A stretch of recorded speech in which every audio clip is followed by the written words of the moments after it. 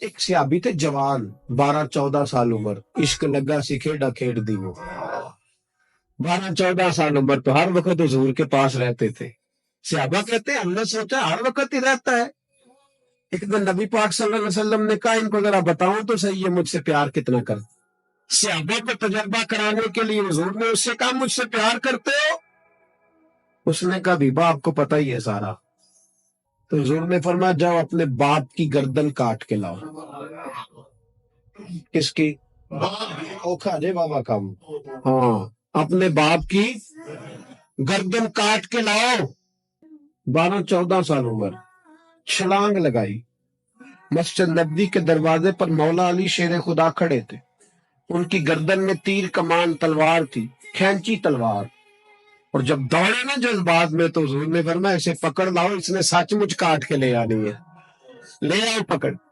عاشق نزاکت جانتے ہیں۔ حضرت طلحہ بن برا بیمار ہو گئے، بیمار، دن میں 2 دفعہ میرے نبی تیمارداری کرنے جاتے، 2 دفعہ اللہ کرے وہ بیماری میں ہی آ جائے۔ چل ہویا مینو ترلے لیندیاں، کدی موڑ میرے ول واگاں، خواب میری وچ ایک بار جاویں میں ساری عمر نہ جاگاں۔ نبی پاک صلی اللہ علیہ وسلم 2 دفعہ تیمارداری کرنے جاتے، 2 دفعہ دن، 2 دفعہ حضور پتہ لگ۔ ایک دن حضور شام کو گئے، ان کا ماتھا چوما تو حضور کی آنکھوں میں آنسو آ گئے۔ پھر میرے حبیب پاک نے ان کے والد کو کونے میں بلایا، کوئی بات کہی، باپ بھی رونے لگے، حضور نے پھر پیار کیا، چلے گئے۔ حضرت طلحہ نے ابا جی سے کہنے لگے حضور کیا کہہ کے گئے؟ کہا بیٹے کچھ نہیں۔ کہا نہیں مجھے بتائیں۔ کچھ نہیں، رشتہ ہی بڑا نازک، نہیں بتائیں۔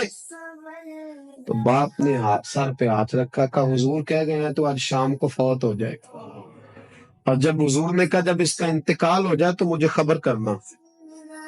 والد کو چارپائی پہ بٹھا کے تو حضرت طلحہ نے ہاتھ پکڑ لیا۔ عشق تے اگ دوویں ایک برابر، پر عشق دا سیک ودیرا، اگ تے ساڑے ککھ تے کانے، عشق ساڑے تن میرا، کو اگ دا دارو نہیں تے پانی، مینوں کوئی دسے عشق دا دارو کیڑا، بلے شاہ اتھے کچھ نہیں بچدا جتھے عشق ہوراں دا ڈیرا۔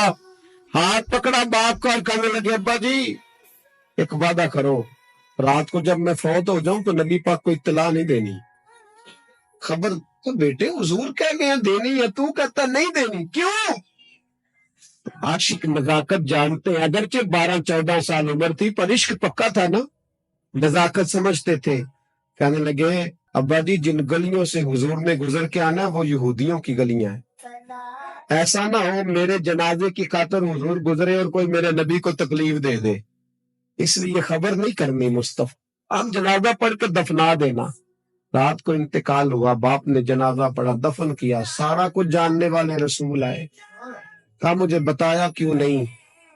عرض کی محبوبہ، کہتا تھا حضور کو تکلیف نہیں دینی، میری ذات کی خاطر تکلیف نہ دینا، نہ کوئی یہودی تکلیف نہ پہنچا دے، گلیاں یہودیوں کی ہیں، قربان جائیں ساری دنیا روزہ رسول پہ، اور میرے رسول نے فرمایا مجھے بتاؤ اس کی قبر کہاں ہے؟ ساری دنیا روزہ رسول پہ اور نبی پاک اس غلام کی قبر پہ کھڑے آنسو بہہ رہے ہیں۔ صحابہ کہتے ہیں ہر قبر پہ دعا یہ ہوتی تھی یا اللہ قبر کشادہ کر دے، یا اللہ اس کا حساب آسان کر دے۔ یہاں دعا بھی انوکھی، اس کے لیے دعا بھی انوکھی، رشتہ ہی بڑا نازک ہے۔